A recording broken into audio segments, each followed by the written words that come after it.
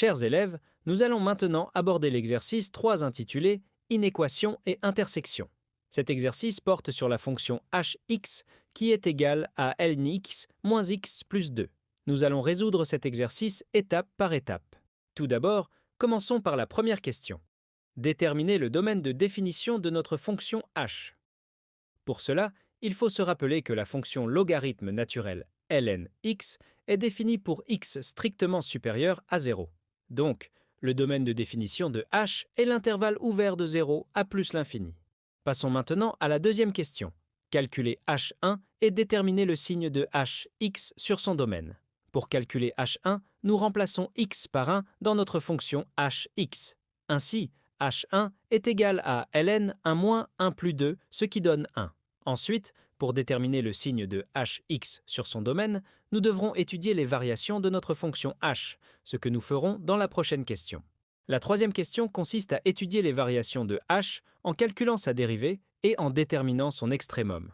Pour cela, nous devons calculer la dérivée de hx, notée h'x. Ensuite, nous résolvons l'équation h'x égale à 0 pour trouver les points critiques de notre fonction. Ces informations nous permettront de déterminer les intervalles où h est croissante ou décroissante, ainsi que son extrémum. Ensuite, la quatrième question nous demande de résoudre l'inéquation hx supérieure ou égale à 0. Pour cela, nous utiliserons les informations obtenues précédemment sur les variations de h et les valeurs de x pour lesquelles h est nul. Cela nous permettra de déterminer les intervalles où hx est positif ou nul. Enfin, la cinquième question nous invite à tracer une représentation graphique approchée de notre fonction h en indiquant les points clés. Ces points clés incluent les points où h est nul, l'extrémum de h, ainsi que les limites de h aux bornes de son domaine de définition. Cette représentation graphique nous aidera à visualiser les résultats obtenus précédemment. N'hésitez pas à prendre des notes et à suivre attentivement chaque étape pour bien maîtriser ces concepts mathématiques. Continuez à travailler avec rigueur et précision, cela vous permettra de progresser efficacement. Chers élèves, aujourd'hui nous allons aborder ensemble le premier exercice qui porte sur la détermination du domaine de définition d'une fonction. Notre fonction hx est égale à lnx moins x plus 2. Comme vous pouvez le constater, cette fonction contient un logarithme naturel qui est défini pour x supérieur à 0. C'est un point très important à retenir. Donc, en conséquence, le domaine de définition de notre fonction h est l'intervalle ouvert de 0 à plus l'infini. Cela signifie que notre fonction h est définie pour toutes les valeurs de x strictement supérieures à 0. Il est essentiel de bien comprendre ce concept pour résoudre correctement ce type d'exercice. N'hésitez pas à poser des questions si quelque chose n'est pas clair. Passons maintenant à la deuxième partie de notre exercice. Nous allons calculer h1 et déterminer le signe de hx sur son domaine.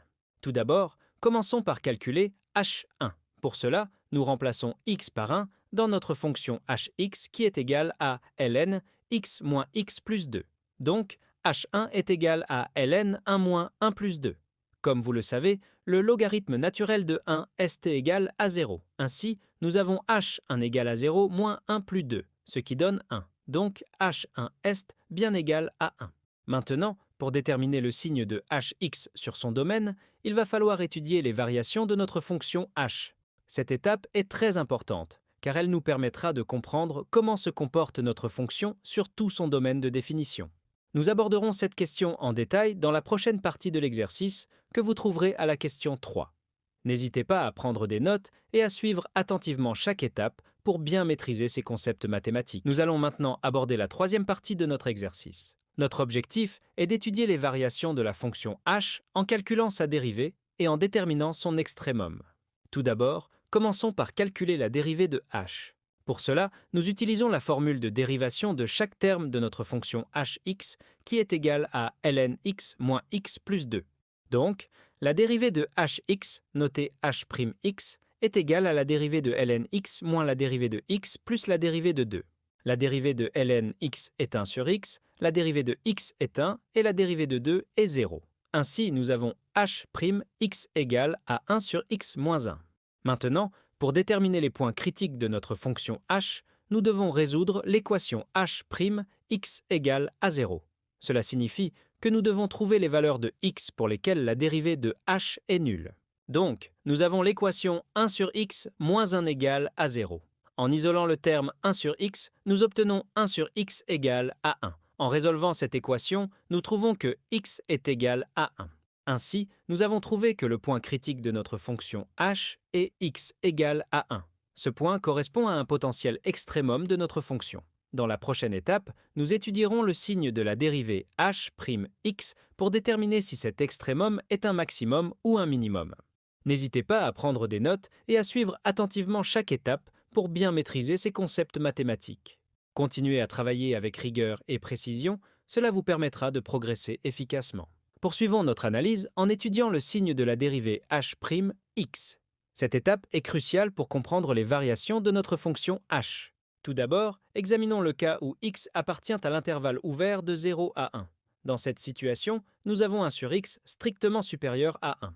Par conséquent, la dérivée h'(x) est strictement positive. Cela signifie que notre fonction h est croissante sur cet intervalle. Ensuite, considérons le cas où x appartient à l'intervalle ouvert de 1 à plus l'infini.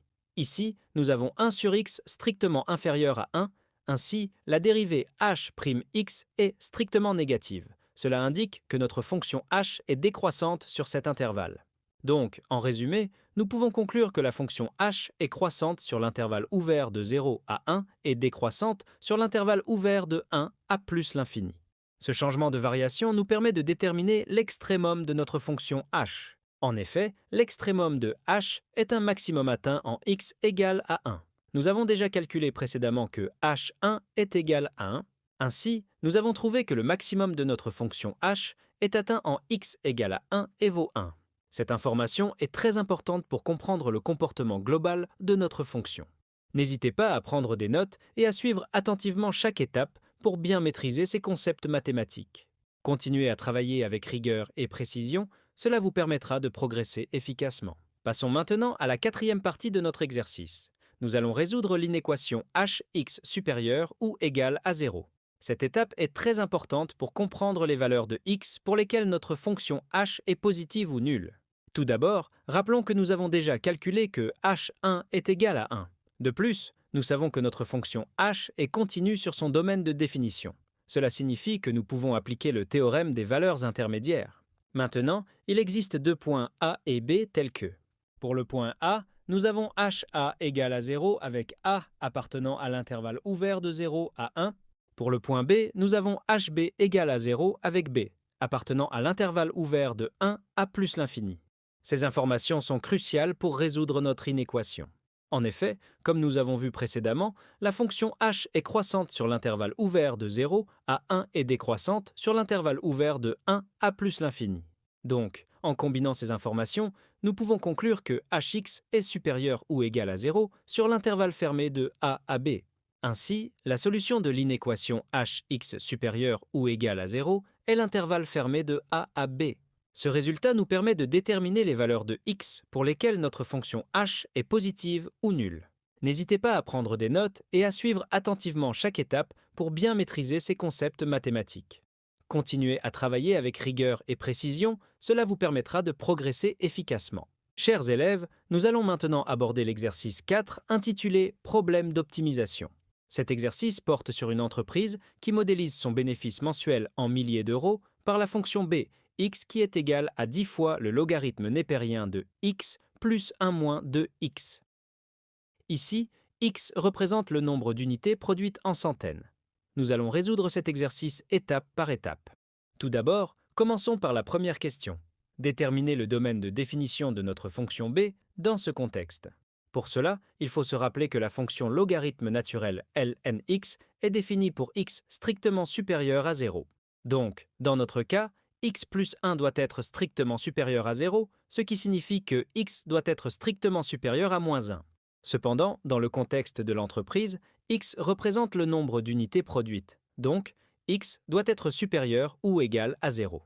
Ainsi, le domaine de définition de b est l'intervalle fermé de 0 à plus l'infini. Passons maintenant à la deuxième question. Étudier les variations de b et déterminer le nombre d'unités x qui maximise le bénéfice. Pour cela, nous devons calculer la dérivée de bx, notée b'x. Ensuite, nous résolvons l'équation b' x égale à 0 pour trouver les points critiques de notre fonction. Ces informations nous permettront de déterminer les intervalles où b est croissante ou décroissante, ainsi que le point où b atteint son maximum. Ensuite, la troisième question nous demande de calculer le bénéfice maximal. Une fois que nous avons trouvé le nombre d'unités x qui maximise le bénéfice, nous remplaçons cette valeur de x dans notre fonction bx pour obtenir le bénéfice maximal. Enfin, la quatrième question nous invite à déterminer pour quel intervalle de x le bénéfice est positif. Pour cela, nous utilisons les informations obtenues précédemment sur les variations de b et les valeurs de x pour lesquelles b est nul. Cela nous permettra de déterminer les intervalles où bx est positif. N'hésitez pas à prendre des notes et à suivre attentivement chaque étape pour bien maîtriser ces concepts mathématiques. Continuez à travailler avec rigueur et précision, cela vous permettra de progresser efficacement. Passons maintenant à la première question de l'exercice 4 intitulée « Problème d'optimisation ». Nous allons déterminer le domaine de définition de notre fonction b dans ce contexte. Tout d'abord, rappelons que notre fonction bx est égale à 10 fois le logarithme népérien de x plus 1 moins 2x.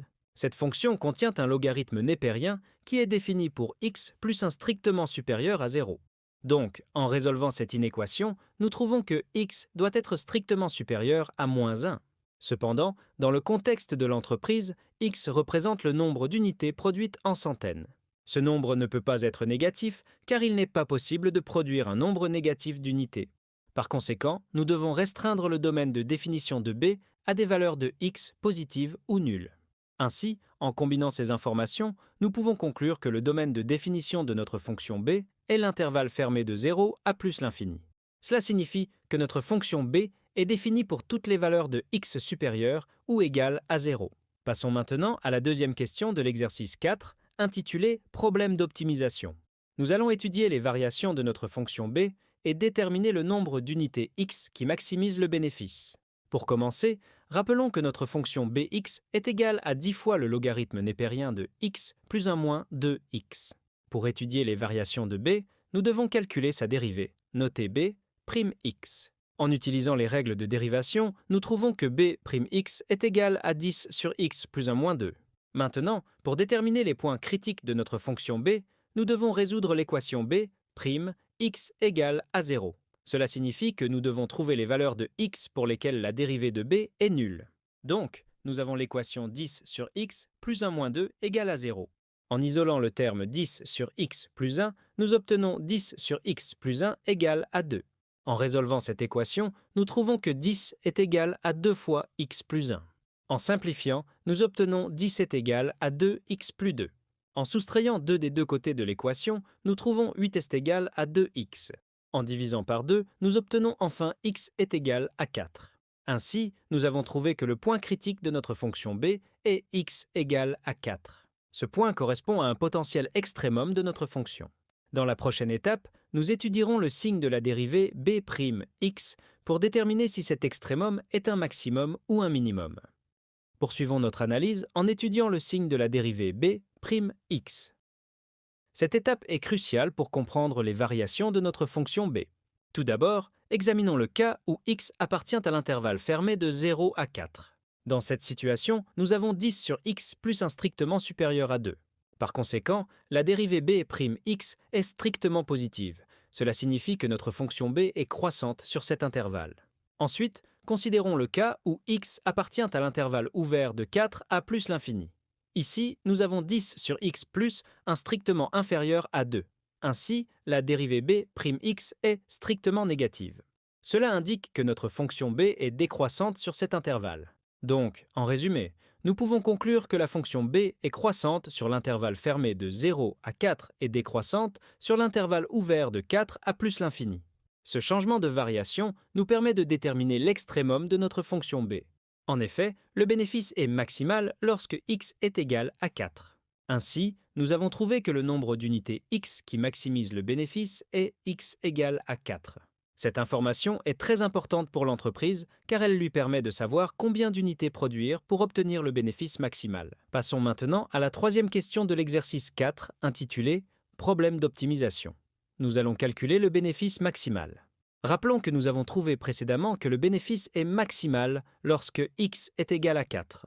Donc, pour calculer le bénéfice maximal, nous devons évaluer notre fonction bx en x égale à 4. cela signifie que nous devons calculer B4. Pour cela, nous remplaçons x par 4 dans notre fonction bx qui est égale à 10 fois le logarithme népérien de x plus 1 moins de x. Ainsi, B4 est égal à 10 fois le logarithme népérien de 4 plus 1 moins 2 fois 4. En simplifiant, nous obtenons B4 égale à 10 fois le logarithme népérien de 5 moins 8.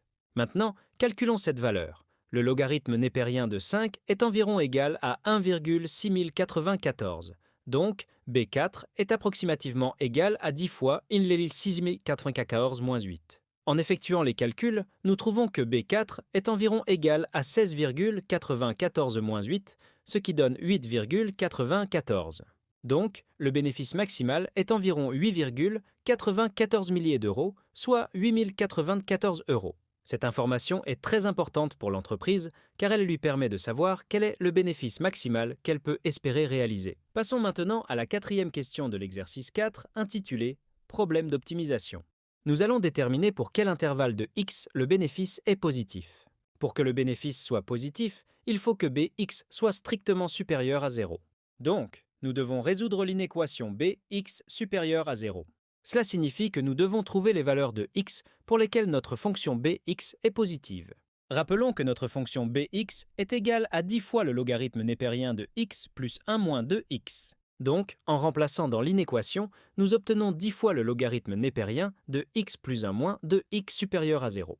En simplifiant, nous trouvons que 10 fois le logarithme népérien de x plus 1 est supérieur à 2x. En divisant par 10 des deux côtés de l'inéquation, nous obtenons le logarithme népérien de x plus 1 supérieur à x sur 5. Ainsi, pour que le bénéfice soit positif, il faut que le logarithme népérien de x plus 1 soit supérieur à x sur 5. Cette inéquation nous permet de déterminer les valeurs de x pour lesquelles le bénéfice est positif. Dans la prochaine étape, nous étudierons cette inéquation plus en détail pour trouver l'intervalle de x qui satisfait cette condition. Poursuivons notre analyse en abordant la résolution de l'inéquation précédente. Cette inéquation est plus complexe à résoudre analytiquement. Cependant, nous pouvons utiliser des méthodes numériques ou graphiques pour trouver les valeurs de x qui satisfont cette condition. Une méthode efficace consiste à utiliser une calculatrice graphique. En effet, avec une calculatrice graphique, nous pouvons visualiser les courbes représentatives de nos fonctions et déterminer les points d'intersection. Dans notre cas, nous cherchons les valeurs de x pour lesquelles le bénéfice est positif, c'est-à-dire où bx est supérieur à 0. En utilisant une calculatrice graphique, on peut approximer que le bénéfice est positif pour x appartenant à l'intervalle ouvert de 0 à a, où a est une valeur telle que b, a, est égal à 0. Par exemple, en utilisant une calculatrice graphique, on peut trouver que a est approximativement égal à 10,5. Donc, le bénéfice est positif pour x appartenant à l'intervalle ouvert de 0 à 10,5. Cette information est très importante pour l'entreprise car elle lui permet de savoir pour quelle valeur de x le bénéfice est positif.